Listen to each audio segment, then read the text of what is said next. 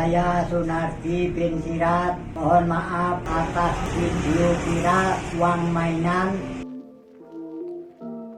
Sempat viral di media sosial, seorang kakek yang digaji oleh bosnya dengan uang mainan pecahan 50.000 dan 100.000 usai bekerja sebagai penebang tebu. Dalam pemberitaan terbaru kasus itu, kakek yang bernama Sunardi 72 tahun, mengaku kalau uang mainan itu merupakan uang hasil nemu di jalan. Video klarifikasi dan permintaan maaf pun diunggah oleh akun Instagram @humaspolrestuba pada Senin tanggal 20 Juni tahun 2022. Dalam keterangan video, menyebutkan bahwa sang kakek tidak sengaja menemukan uang mainan itu di pinggir jalan. Motif dari sang kakek adalah untuk mendapatkan kembalian uang asli, setelah membayar dengan menggunakan uang mainan.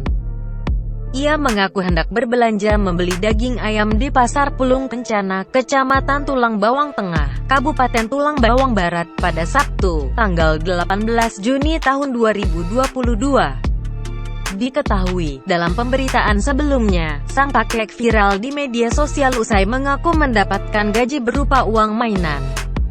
Hal itu dilansir dari akun Instagram @undercover.it pada Minggu tanggal 19 Juni tahun 2022. Nampak kakek yang mengenakan jaket warna biru putih dan batik tampak dikerumuni sejumlah orang.